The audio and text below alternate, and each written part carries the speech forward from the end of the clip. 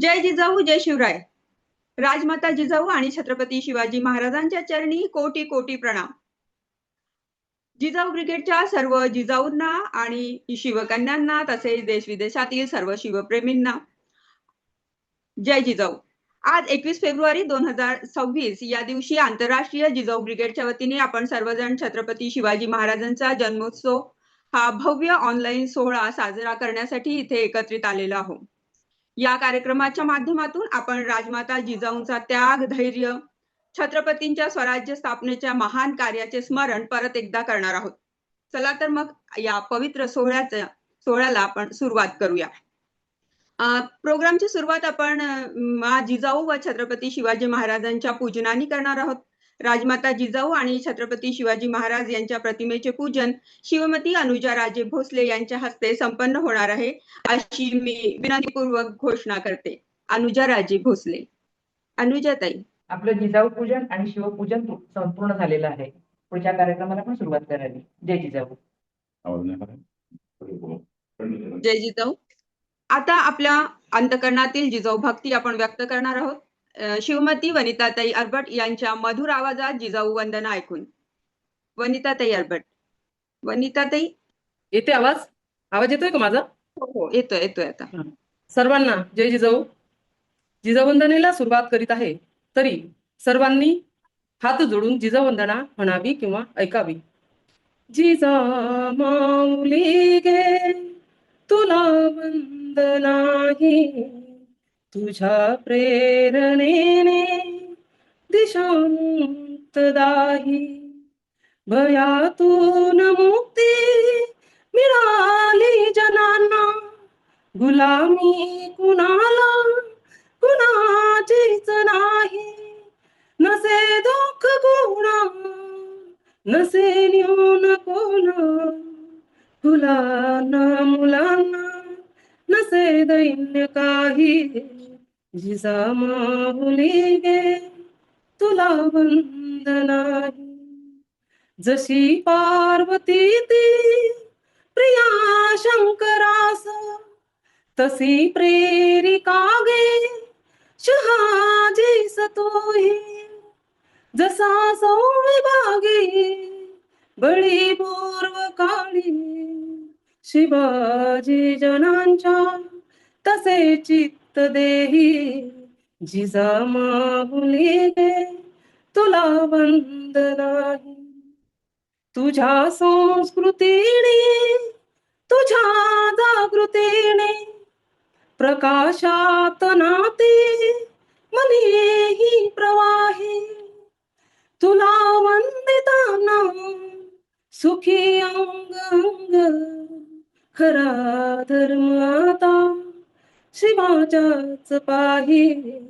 जिजा माऊली गे तुला वंदनाही, तुझ्या प्रेरणेने दिशा मुक्तदाही. जय जिजाऊ जय शिवराय. जय जिजाऊ ताई. खूप छान. आता प्रोग्राम मध्ये पुढे जाऊ.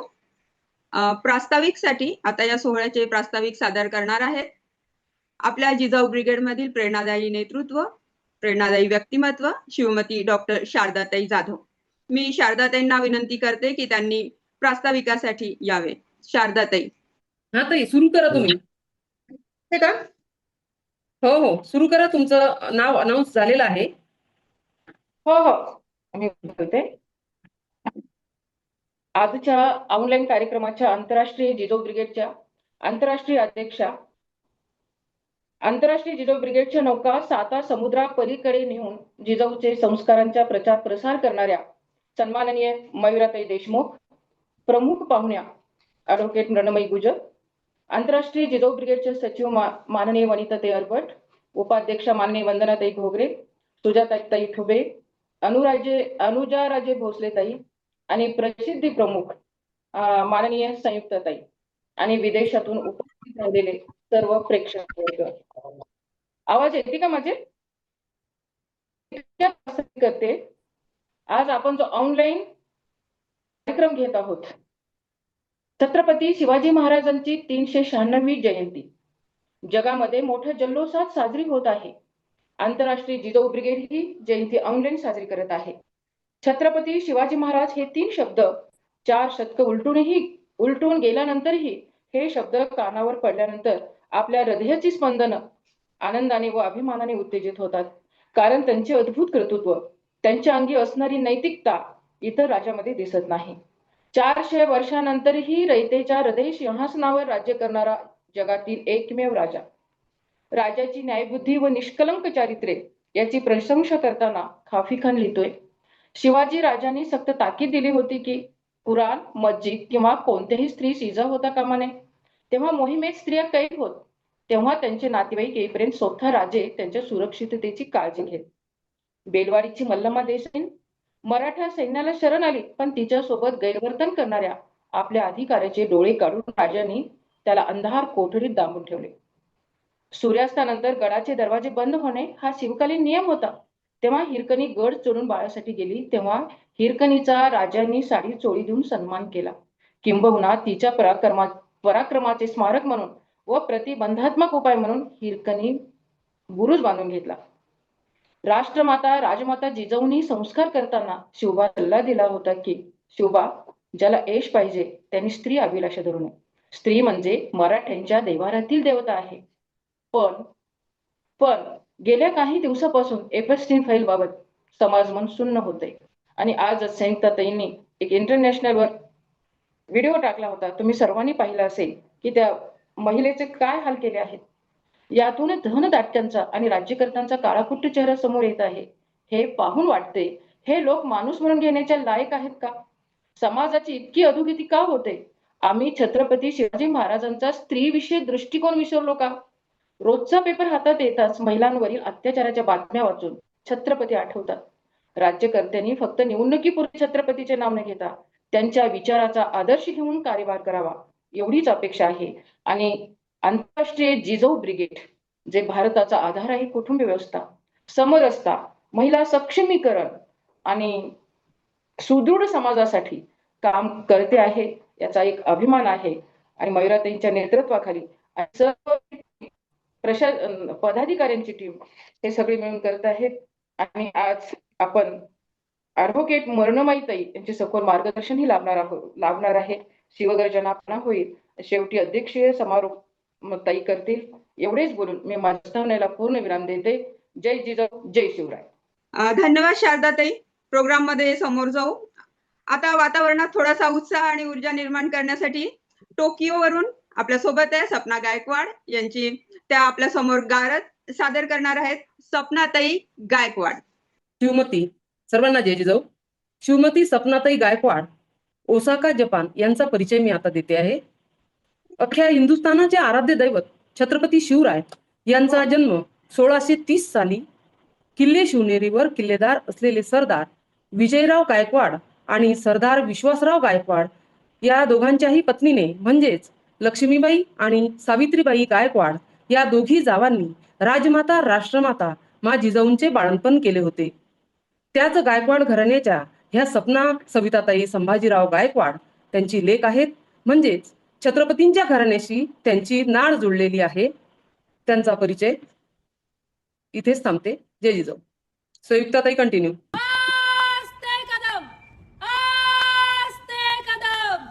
महाराज, गणपती, भूपती, प्रजापती, गजपती, अश्वपती, जळपती, सुवर्ण रत्न श्रीपती, अष्टावधान जागृत, अष्टप्रधान वेष्टित, न्यायालंकार मंडित, शस्त्रास्त्र शास्त्र पारंगत, राजनीती धुरंधर, प्रौढ प्रताप पुरंदर, क्षत्रिय कुलावतंस, सुवर्ण सिंहासनाधीश्वर, महाराजाधिराज, श्रीमंत श्रीमंत श्रीमंत छत्रपती शिवाजी महाराज की जय.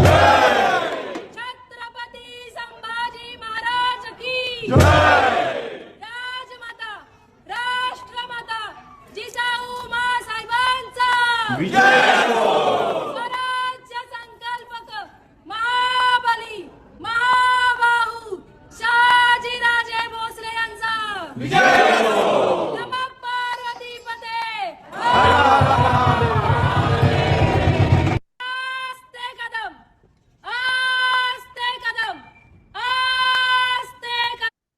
ताई अनम्यूट आहे.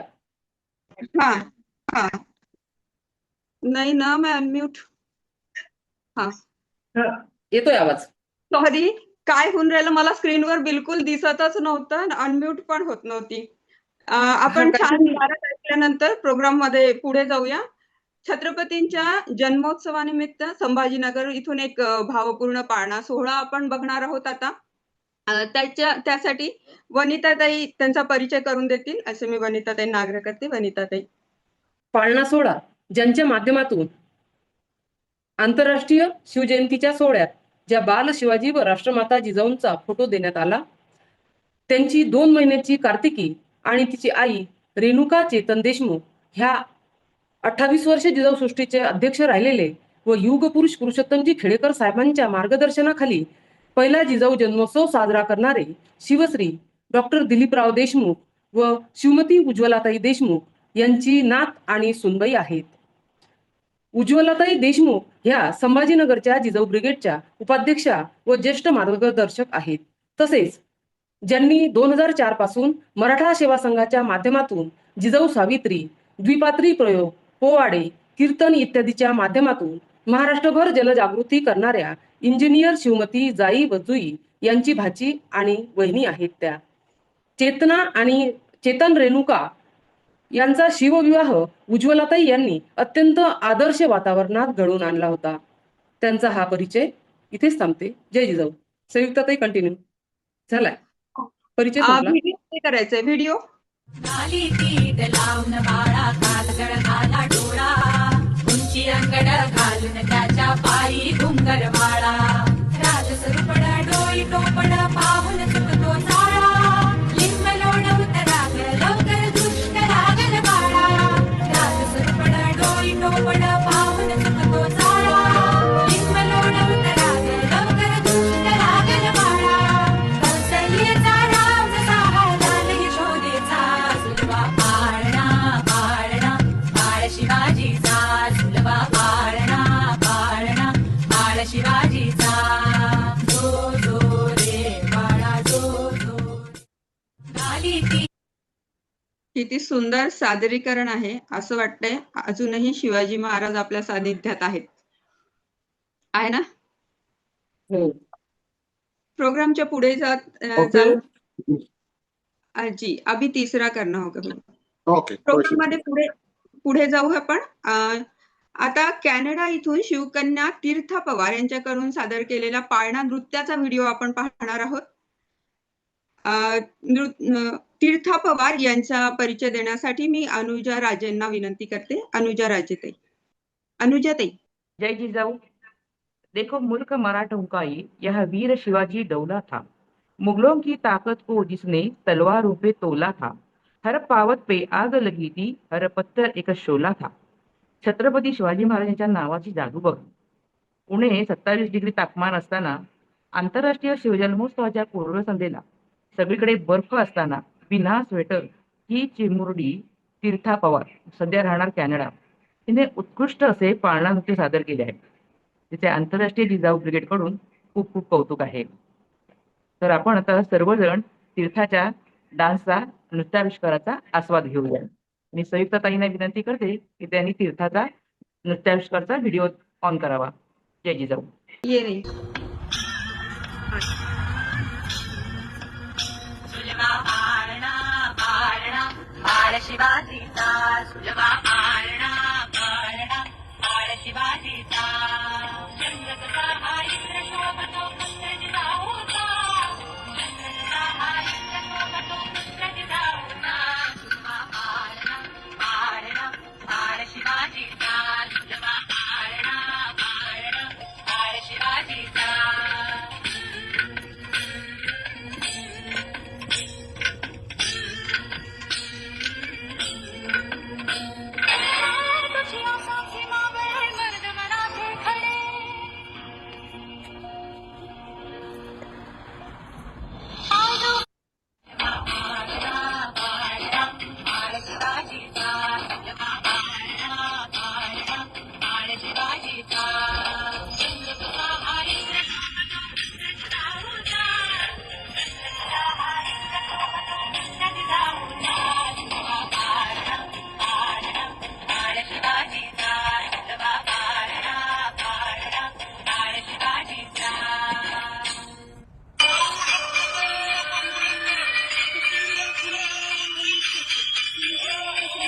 सरर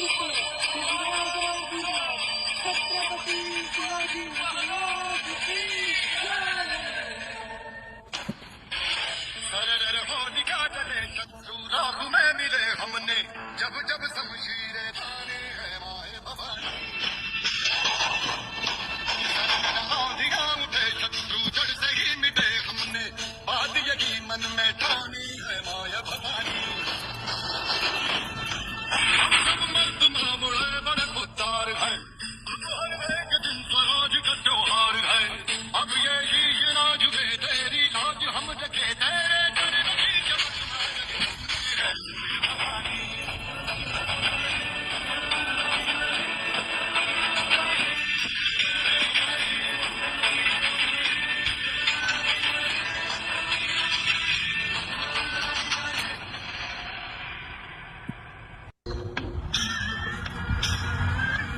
जिजाऊ शिवरायांच्या जयंतीनिमित्त नृत्याच्या माध्यमातून व्यक्त झालेली ही भक्ती खरोखरच अद्वितीय आहे. कार्यक्रमात समोर जाऊ. आता या सोहळ्यात उपस्थित मान्यवर अतिथींचा संक्षिप्त परिचय करून घेऊ. यासाठी मी श्रीमती वनिताताई अरबड यांना विनंती करते की त्यांनी आपल्या प्रमुख अतिथींचा परिचय करून द्यावा. वनिताताई. जय जिजाऊ. आवाज येतोय? मृण्मयीताई गुजर यांचा परिचय देताना मला खूप आनंद होत आहे. मृण्मयीताई गुजर ह्या मूळ पुण्याच्या असून छत्रपती शिवराय यांचे सरनोबत प्रतापराव गुजर यांचे 14वे वंशज त्या आहेत.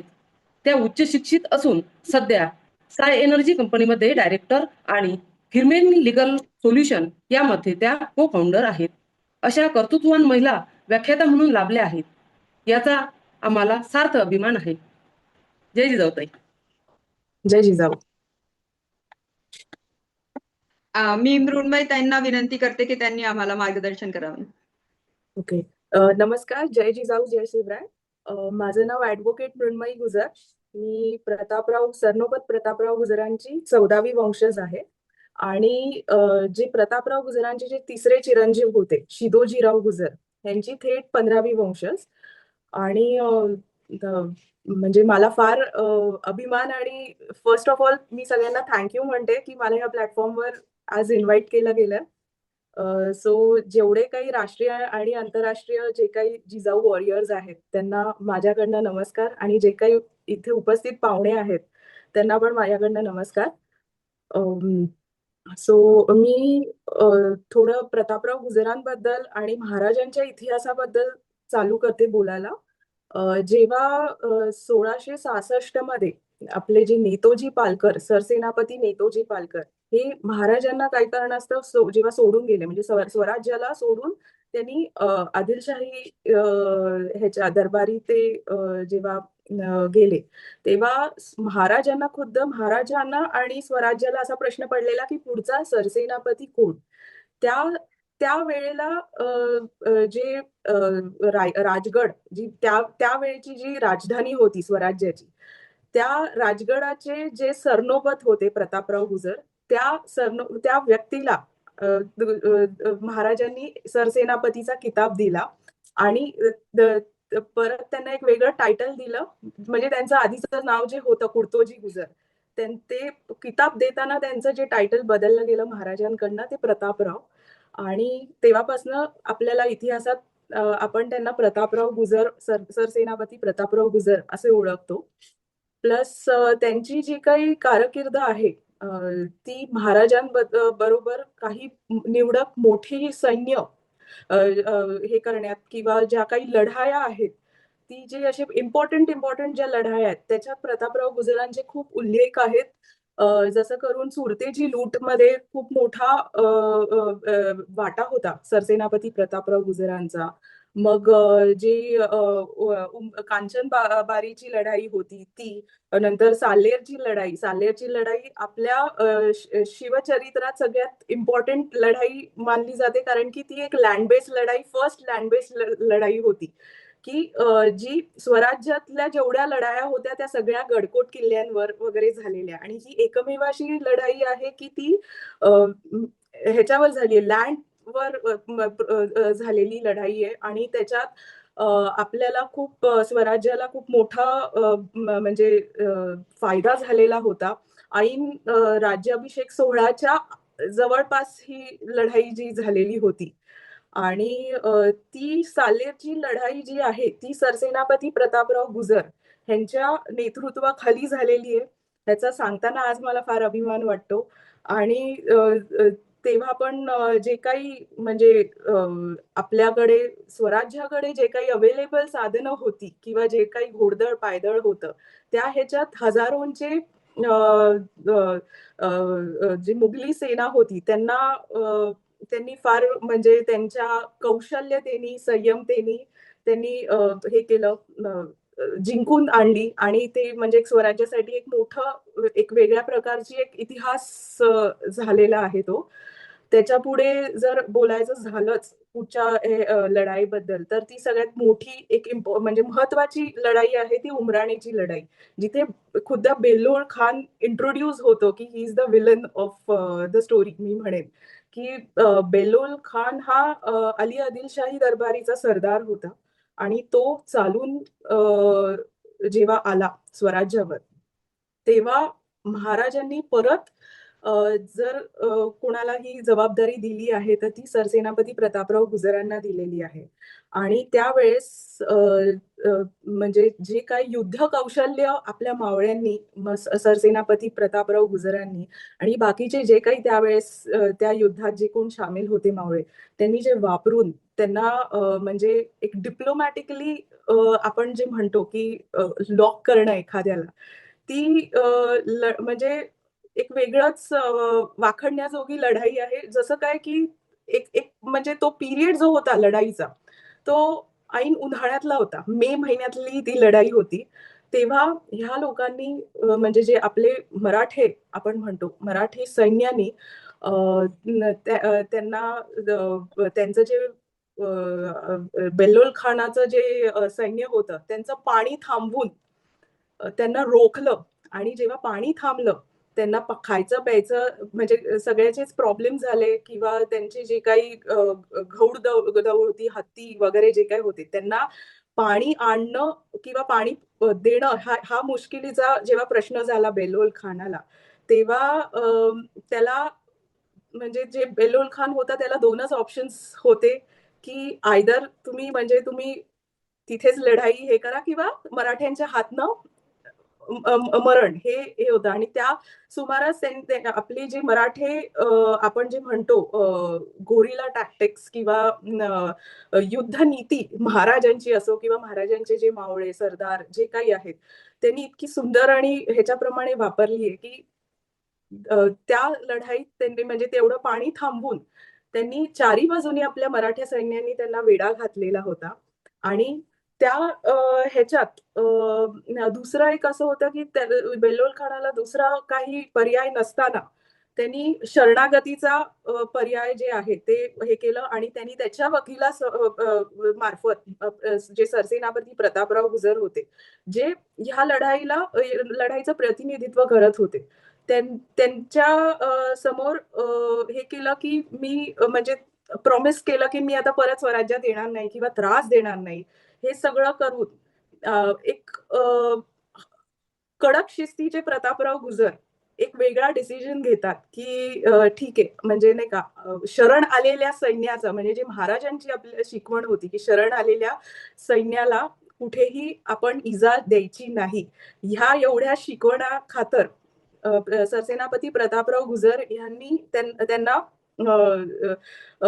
हे केलं की तुम्ही म्हणजे जे काही त्यांचं अग्रीमेंट्स तेव्हा झाले असतील की त्यांना सोडून दिलं त्याच्यानंतर आणि काही महिन्यांनी हाच बेल्लोळ खान परत स्वराज्यावर धावून येतो आणि त्यावेळेला महाराज चिडून जे काही म्हणजे पत्रव्यवहार त्यावेळेला चालायचे तेव्हा महाराजांनी सरसेनापती प्रतापराव गुजरांना परत एक आदेश असा कडवा असा आदेश दिला की तुम्ही पकडून तरी आणा नाही तर तोंड दाखवू नका. ह्या स्वामीनिष्ठा आणि एक मी म्हणेन की महाराजांना आपण कुठेतरी इनडायरेक्टली दुखवलंय किंवा काहीतरी आपल्याकडनं म्हणजे महाराजांची जी काही त्यांच्याकडनं अपेक्षा होती ती आपण फुलफिल केली नाही ह्या विचाराने सरसेनापती प्रतापराव गुजर हे परत बेलोल खानावर चालून जातात आणि ते चालताना त्यांना जेव्हा समजतं की बेलोल खानाची जी काही फौज आहे ही गडिंग्लज, कोल्हापूरला जे गडिंग्लज आहे तिथपर्यंत त्यांची फौज आलेली आहे. सो तेव्हा सरसेनापती प्रतापराव गुजर हे त्यांच्या काही निवडक मावळ्यांसोबत पाहणी करायला तेव्हा पुढे गेलेले असतात आणि म्हणजे आपण म्हणू शकतो की त्यांचं बॅड लक की ते नेसरीच्या खिंडीत त्यांची चकमक होते बेलोल खानाच्या सैन्यासोबत आणि त्यांनी जे काही त्यांच्या बरोबर तुकडी म्हणू शकतो आपण मावळ्यांची, ती तुकडी आणि सरसेनापतींनी प्रयत्नांची पराकाष्ठा करून त्यांना तिथे रोखलं. पण वेळेत आणि जी मूळ सैन्य जे आपलं मराठ्यांचं होतं ते नेसरीच्या खिंडीपासून फार लांब असल्यामुळे त्या सिच्युएशन किंवा त्या टायमिंगला ती मदत पोचली गेली नाही. त्यामुळे जे लिमिटेशन्स असल्यामुळे लाखोचे म्हणजे हजारोंची जी सैन्य होती त्याच्यासमोर आपले मराठे म्हणजे त्यांनी फेस केलं सगळं आणि त्या ह्याच्यात लढाईत आपले सरसेनापती प्रतापराव गुजर आणि त्यांचे जे काही सहकारी होते ते आपले धारातीर्थ पडले आणि योगायोग असा की आज जे काही आपण शिवजयंतीच्या निमित्ताने आपण जे काही सेलिब्रेट करतोय तर आज आहे 21 तारीख, 24 फेब्रुवारी ला प्रतापराव गुजरांची पुण्यतिथी आहे आणि त्या दिवशी परत म्हणजे एका अर्थाने ह्या प्लॅटफॉर्मच्या मार्फत परत एक ट्रिब्यूट दिला गेलेला आहे आणि परत जर पुढचं जर इतिहास गुजर घराण्याचा जर सांगायचा झाला की म्हणजे जर प्रतापराव गुजर ह्यांच्या नंतरचा जर इतिहास आहे तो पण फार एक म्हणजे एका राजासाठी एखाद्या घराण्याने एक चांगलं बलिदान दिलेलं आहे असं मी म्हणू शकतोय. कारण की जे प्रतापराव गुजरांचे दोन मोठी चिरंजीव होते खंडेराव आणि जगजीवन हे जेव्हा संभाजी महाराजांना औरंगजेबाने मारलं तेव्हा त्याच्यानंतर आपला जो रायगड पडला तेव्हा महाराणी येसूबाई साहेब, शाहू महाराज असतील किंवा बाकीचे त्यांच्या बरोबर जी काही फॅमिलीज होती त्याच्याबरोबर प्रतापराव गुजरांची फॅमिली पण तिथे अटकेत होती जी 26 वर्ष महाराणी येसूबाई साहेबांसोबत औरंगजेबाच्या नजरकैदेत होती आणि त्यानंतर जेव्हा औरंगजेबानी असा हे केला की संभाजी महाराजांचे जे पुत्र आहेत छत्रपती शाहू महाराज त्यांना जेव्हा सोडवायची म्हणजे कैदेतनं सोडवायची जेव्हा प्रश्न आला तेव्हा औरंगजेबानी त्या सुमारास एक म्हणजे मी म्हणेन की एक हे ठेवलेलं की आयदर छत्रपती शाहू महाराज तरी मुस्लिम धर्म स्वीकारतील नाहीतर तुमच्याऐवजी तुमचेच कोणतरी मातब्बर सरदार मुस्लिम धर्म स्वीकारतील.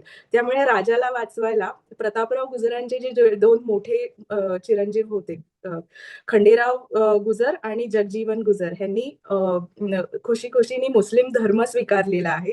एक गादी आपली जी सातारची गादी आपण जी म्हणतो की जी छत्रपती शाहू महाराजांच्या ह्याच्यापासून जी चालली आहे ती गादी वाचवायला एक बलिदान मी म्हणू शकते. आणि त्याही पलीकडे महाराजांची एक म्हणजे एक रिलेशन आपण जे म्हणतो की महाराजांचं प्रत्येक मावळ्याबरोबर किंवा प्रत्येक सरदाराबरोबर एक वेगळं नातं होतं.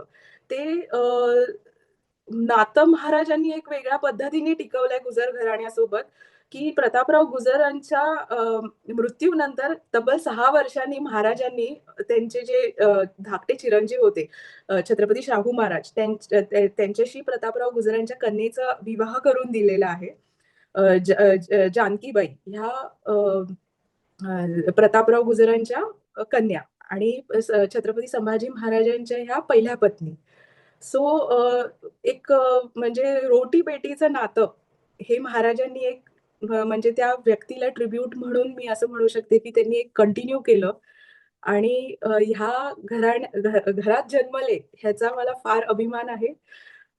आणि प्लस जर माझ्या स्ट्रीम बद्दल जर माहिती द्यायची झाली तर प्रतापराव गुजरांचे जे धाकटे चिरंजीव होते शिदोजीराव गुजर हे प्रथम त्यांचे जे काही रेकॉर्ड्स आहेत किंवा आपण जे बखरीमध्ये आपण त्यांचे जे काही रेकॉर्ड्स आम्हाला मिळालेले आहेत ते सर्वप्रथम संभाजी महाराजांच्या काळात सिंहगडाचे किल्लेदार म्हणून म्हणजे सरनोबत म्हणून होते आणि त्यानंतर संभाजी महाराजांनी त्यांना कोकण परवाना ची जबाबदारी शिदोजी गुजरांच्या खांद्यावर दिली होती आणि तेव्हापासनं आमचं जे काही वंशज आहेत ते कोकणात आम्ही हे झालो म्हणजे रिसाईड झालो मी म्हणेन आणि तेव्हा जे जे काही होतं शिदोजी गुजरांकडे कोकण परवाना जेव्हा दिला तेव्हा म्हणजे ते ऍज अ स्ट्रॉंग पर्सन म्हणून इतिहासात त्यांची नमूद आहे आणि ते ते ते म्हणजे संभाजी महाराजांच्या मृत्यूनंतर जेव्हा राजाराम महाराजांची जेव्हा कारकीर्द चालू होते तेव्हा मग शिदोजीराव गुजर हे जिंजीच्या लढाईत राजाराम महाराजांबरोबर पुढे गेलेले आहेत आणि तिथे त्यांचा मृत्यू झाला आणि त्याच्यानंतर जी कोकण परवान्याची जुदुरा आहे ती जी नेक्स्ट जी दिली ती सरखेल कान्होजी आंग्रे यांना. हे असा आमच्या घराण्याचा म्हणजे एक मी म्हणेन स्वराज्याला लाभलेला एक इतिहास आहे आणि त्याचा फार मला सार्थ अभिमान आहे. थँक्यू. थँक्यू सो मच ताई. सरनोबत प्रतापराव गुज्जर यांच्या प्रत्यक्ष वंशज असलेल्या, इतिहास अभ्यासक असलेल्या आणि जिजाऊ ब्रिगेडच्या प्रेरणास्थानी असलेल्या मृण्मयीताईंनी एवढे मोलाचे मार्गदर्शन आपल्याला केले त्याबद्दल इंटरनॅशनल जिजाऊ ब्रिगेड आपले आभारी आहे. थँक्यू. थँक्यू. प्रोग्रामला पुढे नेऊ थोडेसे. आता आपल्यासोबत देशाविदेशातून आलेले प्रेक्षक जुडलेले आहे. जर कोणी आपला शुभेच्छा संदेश देऊ इच्छित असेल तर 1-2 मिनिटात देऊ शकतात. कोणाला आपला शुभेच्छा संदेश जर द्यायचा असेल तर 1-2 मिनिटात देऊ शकतात. नाही द्यायचं जायचं समोर. ठीक आहे. मी थोडंसं बोलते की हा जो प्लॅटफॉर्म आहे म्हणजे जिजाऊ वॉरियर्स आपण जे म्हणतो ते मला फक्त संदेश असा द्यायचा आहे ऑल ओव्हर म्हणजे जगाला असो किंवा जे कोण शिवभक्त आहेत आपल्या तुमच्या आमच्यासारखे जे शिवभक्त आहेत त्यांना फक्त एवढंच मला सांगायचंय की तुम्ही शिवाजी महाराजांचे म्हणजे प्रेरणा म्हणजे त्यांचे जे काही आचार विचार आहेत हे तुमच्या नॉर्मल लाईफमध्ये सगळ्यांनी म्हणजे इव्हन हे सगळं माझ्यासाठी पण आहे की प्रयत्न करा आणायचा की आपण जर त्यांचे आचार विचार जर 10% जरी आपण ते इम्पोज जरी करायचा प्रयत्न केला तरी म्हणजे आपला देश किंवा आपल्या देशात किंवा इव्हन जे जगात जे काही चुकीचं घडतंय ते आपण म्हणजे थांबवायचा प्रयत्न आपण आपल्यापासूनच करू शकतो असं हे करून मी सगळ्यांना असं म्हणेन की महाराजांचे जे ऍक्च्युअल विचार आहेत की असं नाही की फक्त शिवजयंतीला आपलं फक्त शिवाजी महाराज की जय किंवा जे आत्ताची पिढी आहे की रॅली काढते बाईक रॅली डीजेज हे सगळं करण्यापेक्षा त्यांचे जे काही विचार आहेत किंवा त्यांनी त्यांचं जे काही म्हणजे एक शिवाजी महाराजांचा इतिहास हा फक्त इतिहास ह्या एवढ्या पॅरामीटर्सवर न घेता मला असं वाटतं की एक सायकोलॉजी त्या पुरुषांनी काय सायकोलॉजी सेट केली होती एवढं सगळं म्हणजे एक 50 वर्षाच्या त्यांचा जो जे हे होतं त्याच्यात त्यांनी म्हणजे वयाच्या 14व्या वर्षापासून जे काही त्यांनी हे केलं त्याच्या ती सायकोलॉजी प्रत्येकाने म्हणजे आपण एक स्टडी केली पाहिजे त्याचा आपण म्हणजे चिंतन मनन जे आपण म्हणतो ते केली पाहिजे तर ते जर सगळ्यांनी केलं तर एक वेगळं राष्ट्र आणि एक वेगळं देश किंवा आपलं जग निर्माण होईल किंवा एक वेगळा विचार निर्माण होईल आणि पुढच्या पिढीला हे सगळं शिकवणं आणि त्यांचे जे काही आपण म्हणू की संस्कार जे राजमाता जिजाऊ साहेबांनी महाराजांवर केले किंवा महाराजांनी रयतेवर किंवा जे त्यांच्या मावळ्यांवर कसं वागायचं मावळ्यांसोबत कसं वागायचं रयतेसोबत कसं वागायचं हे महाराजांनी जे आपल्या समोर केलेले आहेत किंवा इतिहासाच्या माध्यमातून केलेले आहेत ते आपल्या सगळ्यांनी एक अभ्यासने एक सायकोलॉजिकल स्टडी म्हणून सगळ्यांनी घेतला पाहिजे असं एक संदेश मी देऊ शकते. बिल्कुल ते म्हणतात ना शिवाजी महाराज सिर्फ एक राजा नहीं थे एक सोच थे तो सोच की तरह एक्झॅक्टली एक्झॅक्टली. प्रतिभाताई काही बोलतात आहे वाटते. प्रतिभाताई ठीक आहे, मग चालायचं समोर. तर व्हिडिओचा काहीतरी प्रॉब्लेम आहे, बट माझं पिक आहे. तर मला सगळ्यांना शुभेच्छाच द्यायच्या आहेत. मी मागच्या कार्यक्रमामध्ये पण होते. मी आत्ताच नव्यानं जॉईन झाली आहे. सर्वांना माझ्याकडून खूप साऱ्या शुभेच्छा आणि सदिच्छा. असेच इंटरनॅशनली पण आपण जिजाऊंचे जे तत्व आहेत, शिवाजींचे जे तत्व आहेत, आपण असेच पुढे नेऊयात. आणि या निमित्तानं मी फक्त एकच म्हणेल, की म्हणजे आजचंच उदाहरण घेईल, की आपण थोडेसे टेक्नॉलॉजीमध्ये कुठे ना कुठे मागे पडतोय असं मला वाटतं. तर आपण आणखीन कशाप्रकारे शाळा कॉलेजेसला कनेक्ट करून आपण आपली टेक्नॉलॉजी कशी आपल्या विद्यार्थ्यांना टेक्नॉलॉजी कशी देऊ शकतो, किंवा एक आपण IT सेक्टर बघितलंय आणि सॉफ्टवेअर आणि AI याच्यामध्ये काय फरक आहे हे अजून आपल्याला कळालेलंच नाहीये. तर कुठं ना कुठं मला असं वाटतं, की आपण तेही थोडंसं कनेक्ट केलं पाहिजे, जेणेकरून पुढची जी वाटचाल आहे आता, काही तलवारीने युद्ध होणार नाहीये, किंवा याच्यापुढे एकतर अणुबॉम्ब टाकतील लोक एकमेकावरती, किंवा सगळ्यात आत्ताचा जो चर्चेचा विषय आहे की डाटा. तर डाटाचा वॉर चालू आहे.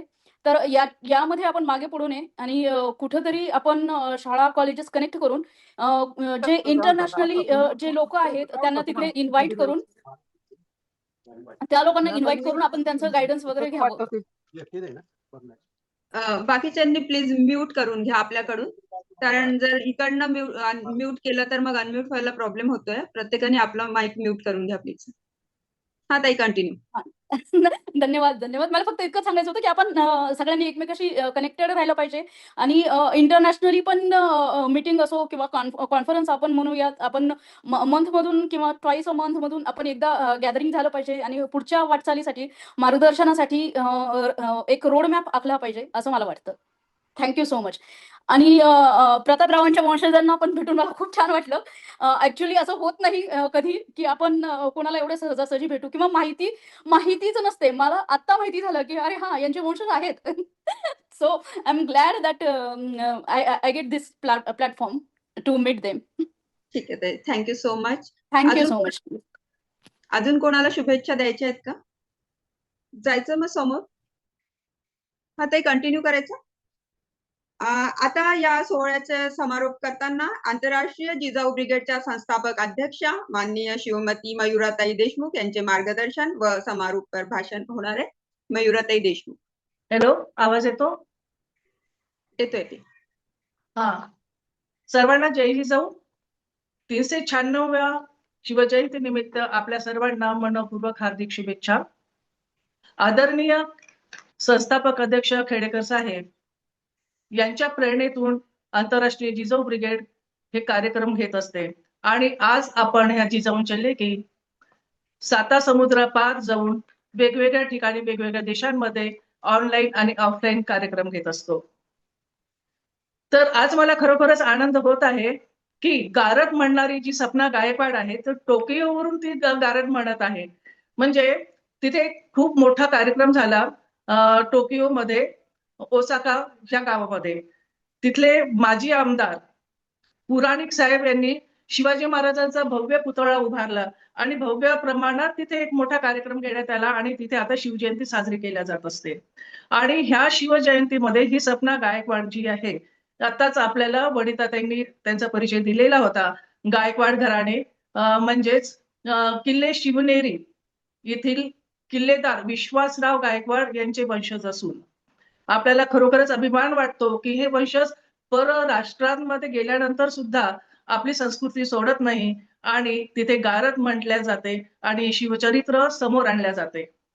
त्याचप्रमाणे आपण म्हणतो की पाळणा सोहळा, कारण शिवजयंती आहे आणि आपल्याला खरोखरच आता आभास झाला की आपण शिवनेरी किल्ल्यावर तर नाही आहे ना, तर आजी उज्ज्वलाताई देशमुख संभाजीनगर आणि त्यांची नात बेबी कार्तिकी रेणुका चेतन देशमुख, खरोखर यांना आपल्याला आपण अगदी काही मिनिटांमध्ये आपला हा सोहळा बघितला, पण त्यांना अक्षरशः 7-8 दिवसांपासून याची तयारी करावी लागली. आणि खास म्हणजे ते फोटो शूट करायला स्टुडिओमध्ये गेले. त्यांच्या ज्या सर्व महिला होत्या त्यांच्या सोबतमध्ये पाळणा झुलवताना त्या सर्वांनी आपली ही वेशभूषा वगैरे म्हणजे अगदी उत्स्फूर्तपणे त्यांनी ही तयारी केलेली आहे. सर्व साहित्य हे ते सर्व करून, म्हणजे किती आनंद का आपल्या राजाचा जन्मोत्सव किती उत्साहाने आपण साजरा करायचा, अत्यानंदाने त्यांनी हे सर्व केलेलं आहे.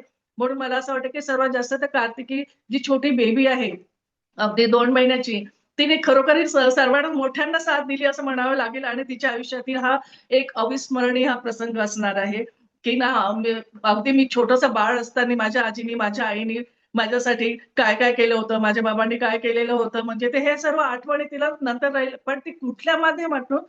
तर आंतरराष्ट्रीय जिजाऊ ब्रिगेडच्या माध्यमातून म्हणावं लागेल.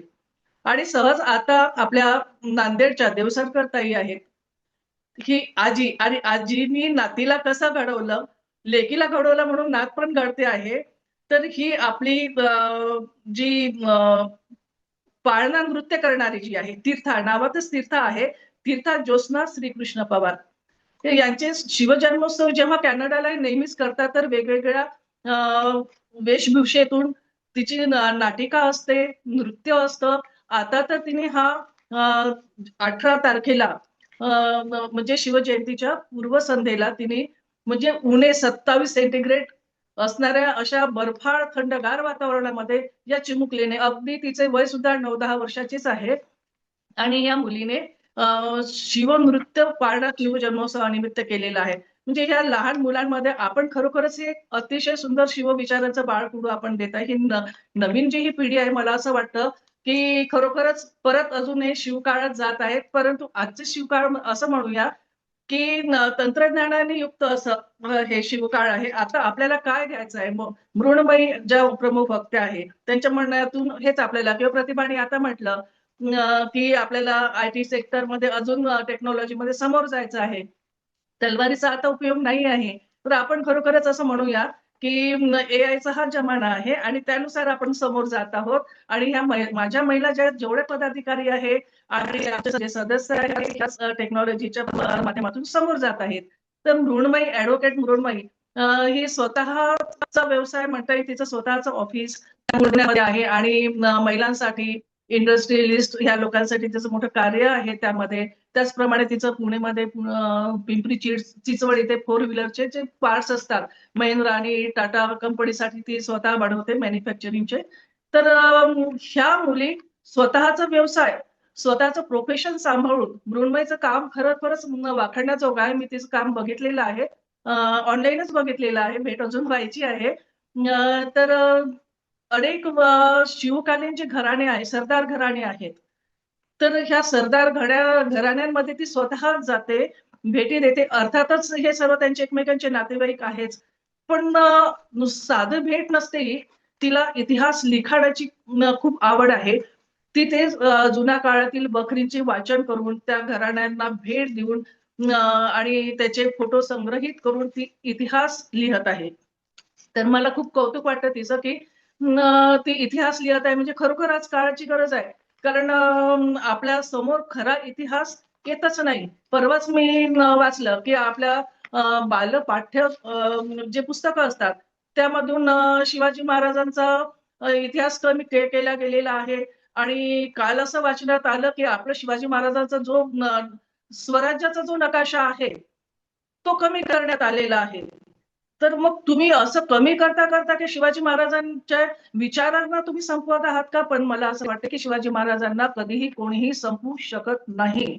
आणि म्हणून आपण काय करत आहोत, की आंतरराष्ट्रीय स्तरावरून आपल्याला जे काही करता येईल, त्या प्रेरणा घेऊन शिवाजी महाराजांच्या आपल्याला विचार साता समुद्र पार न्यायचे आहे. आज जग खरोखरच जवळ आल्यासारखं वाटतं. एआयच्या मुळे अधिक वाटतं आपल्याला. आपल्याला बऱ्याच अनेक गोष्टीच्या सुख-सुविधा तयार झालेल्या आहेत. आणि माझ्या महिला पण आमच्या ज्या पदाधिकारी सर्व आहेत, त्या साथ देत आहे म्हणून आम्ही हे सर्व करतो. आणि आज मला सांगायला हा आनंद होतो, की 28 फरवरीला व्हिएतनामला आम्ही म्हणूनच जात आहोत. शिवाजी महाराजांची जयंती आता यावेळेला आपण कुठे करत आहोत? तर व्हिएतनाम येथे. आणि व्हिएतनामला सुद्धा एक मोठा इतिहास आहे, की तिथे हो ची मिन्ह व्हिएतनाममध्ये एक जी सिटी आहे त्याचं त्या स्टेटचं नावच हो ची मिन्ह पडलं गेलेलं आहे. हे जे आताची प्रगत व्हिएतनाम जे आहे आणि स्वतंत्र व्हिएतनाम म्हणता येईल त्याला, तर त्याचे ते अध्यक्ष आणि त्यांनी कोणाला गुरु मानले आहे? तर छत्रपती शिवाजी महाराजांना. कारण 20 वर्ष व्हिएतनामला अमेरिकेशी सोबत एक मोठा संघर्ष करावा लागला आणि त्यांनी हे सर्व गनिमी काव्यानुसार हे युद्ध जिंकलेले आहे, असं मला प्रकर्षाने म्हणावं लागतं. कारण अं, एक छोटासा व्हिएतनाम देश आणि बलाढ्य अमेरिका याला त्यांनी हरवलेलं आहे. आणि आज आपण पाहतो की त्यांनी स्वतः हो ची मिन्ह यांनी स्वतः म्हटलेलं आहे की शिवाजी महाराज माझे गुरु आहे. आणि आम्हाला असं वाटतं की अशा देशाला आपण नक्कीच भेट द्यायला पाहिजे. आणि यावर्षीची शिवजयंती जरी 19 तारखेची झालेली आहे, परंतु आपण महिनाभरात कधीही शिवजयंती करू शकतो. तो आपल्या राज्याचा उत्साह सोहळा आहे. आणि 28 तारखेला फरवरीला शिवजयंती आम्ही व्हिएतनाममध्ये करणार आहोत. त्याचप्रमाणे मला असं वाटतं की आज मृण्मयीला म्हटलं होतं की मी ॲडव्होकेट आहे, काही महिलांच्या बाबतीत काही असेल सुरक्षेसंबंधित तू काही बोल. तर मला असं वाटतं की शिवाजी महाराजांचं जे स्त्रियांविषयी कडक धोरण होतं, ते आज काळाची गरज झालेली आहे. कारण आज स्त्री सुरक्षित आहे का? हा मोठा प्रश्न आहे. कारण शिवाजी महाराजांचं स्त्री धोरण एवढं स्ट्रिक्ट होतं, की आपल्याला दिसून येतं की जेव्हा एका महिलेवर अत्याचार राजाच्या पाटलांनी केलेला होता, तर त्याचा चौरंगा केलेला होता. हे आपल्या इतिहासात हे मोठं नमूद केलेलं आहे आणि त्यापासून कोणीही अशा गोष्टी करायला धजावत नव्हतं. तर एका युद्ध प्रसंगी काय झालेलं होतं, की एका सरदाराने कल्याणच्या सुभेदाराच्या सुनेला शिवाजी महाराजांच्या समोर पेश केलं. मग शिवाजी महाराजांनी काय करावं? आणि तो काळ होता. परंतु प्रत्येक स्त्रीमध्ये शिवाजी महाराज मातृशक्ती त्यांना दिसत होती आणि म्हणूनच त्यांनी म्हटलं होतं, की "अशीच अमुची आई असती सुंदर रूपवती, आम्हीही सुंदर झालो तो बदले छत्रपती." तर मला असं वाटते, की खरोखरच आज खूप काळाची गरज आहे. आणि काळाची गरज जरी आहे, तरी आपण आता आपल्याला सरकारवर किंवा सुरक्षा यंत्रणेवर अवलंबून न राहता आपल्याला स्वसंरक्षणाचे धडे घेणे गरजेचे आहे. आणि आम्ही असे कार्यक्रम राबवत असतो, की जेणेकरून आपल्या महिला, आपल्या मुली त्या स्वतः सुरक्षित राहिल्या पाहिजे. आणि हे धडे आपण फक्त भारतातच घेत नाही आहे, तर सिंगापूरला सुनीता रिकामे जे आहे, त्यांच्या गंधर्व संस्थेमार्फत लाठी-काठी, तलवारबाजी वगैरे ज्या काही गोष्टी आहेत, कराटे वगैरे, तर ह्या सुरक्षेच्या बाबतीतल्या त्या तिथे प्रशिक्षण देत असतात सिंगापूर येथे. तर आज मला मृण्मयीला ऐकून खरोखर अत्यंत आनंद झाला. वेडात दौडले साथ हे जे होतं प्रतापरावांवरती सरनोबत प्रतापराव जाधव यांच्यावरती जे गीत रचलं गेलं. आम्ही नुसतं बालपणी हे गीत ऐकायचं आणि अंगात वीरश्री संचारल्यासारखं वाटायचं. आणि एका क्षणी मृण्मयीची यदुवंशी आमचा एक ग्रुप आहे. सर्व जास्तीत जास्त राजे लोकांचे त्यामध्ये लोक त्यामध्ये असल्यामुळे मृण्मयीची एक भेट झाली त्यातून. आणि मग मला त्यातही मला इतिहासाची आवड असल्यामुळे मी तिचा परिचय करून घेतला. आणि मला सहज वाटलं, की चला प्रतापराव गुजर यांची फॅमिली आपल्यासोबत जोडल्या गेलेली आहे. आज आपल्या सर्वांचंच भाग्य आहे, की मृण्मयी आपल्यासोबत आहे आणि नेहमीच असणार आहे. तिला माझ्या खरोखरच शुभेच्छा. आणि मला इथे बोलायची संधी मिळाली आपल्या सर्वांच्या माध्यमातून. शिवजयंतीच्या शुभेच्छा देता आल्या आणि आम्हाला सुद्धा शुभेच्छा द्या. व्हिएतनामच्या आमच्या शिवजयंतीला अधिवेशन आमचे तिथे 28 तारखेला आहे. व्हिएतनाम इथे हॉलॉंग क्रूझवरती घेणार आहोत आणि हे सर्व क्रूझ बिलकुल भगव्या पताकांनी, रोषणाईने सजणार आहे. अतिशय मोठा भव्य देखणा सोहळा तिथे राहणार आहे. जय जिजाऊ, जय शिवराय. जय जिजाऊताई. धन्यवाद. आता आपण प्रोग्रामच्या लास्ट टप्प्यामध्ये आहोत. आभार प्रदर्शन.